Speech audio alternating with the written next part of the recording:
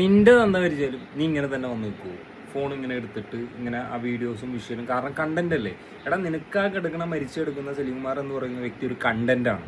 Okay, അവിടെ ഉള്ള പല ആൾക്കാർക്കും അതൊരു കണ്ടന്റ് ആണ് എന്നാണ് എനിക്ക് മനസ്സിലാകത്തുള്ളൂ. അത് ആ ഒരു വ്യക്തി ഇപ്പൊ ആ സലീംകുമാറിന്റെ മോൻ അവിടെ കിടന്ന്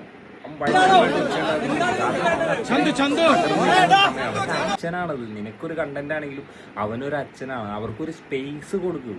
അത്ര നീയും ഞാനും എല്ലാവരും സോഷ്യൽ മീഡിയ ഉപയോഗിക്കുന്ന ആൾക്കാരാണ്. അതിനൊരു മര്യാദയുണ്ട്. നിങ്ങൾ ഈ സലീംകുമാർ മരിച്ച വിവരം പുറത്തെല്ലാവരുടെ അടുത്തും അറിയിച്ചപ്പോൾ നമ്മൾ വളരെ ഉപകാരം തന്നെയാണ്. പല ആൾക്കാരും അറിയാത്തവരൊക്കെ സോഷ്യൽ മീഡിയയിലൂടെ അറിഞ്ഞു.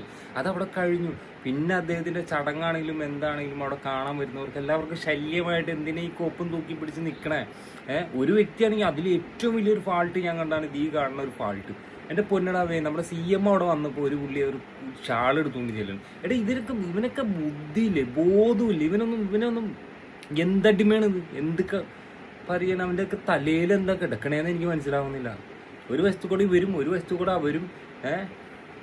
എടാ അവർക്കൊരു സ്പേസ് കൊടുക്കും. മരിച്ച് അദ്ദേഹം മണ്ണോടായി. ഇനിയിപ്പോൾ അവരുടേതായ ഫാമിലി അവർക്കൊരു സ്പേസ് ഇട്ട് കൊടുക്കുന്നെങ്കിൽ, നിന്റെ കുടുംബത്തിന് നിന്റെ തന്ത എടുത്താലും നിന്റെ തള്ള എടുത്താലും നിന്റെ ആര്യ എടുത്താലും നീ ഇങ്ങനെ ക്യാമറയും പിടിച്ചിട്ട് മറ്റുള്ളവർ കയറി വരൂ എടുത്തു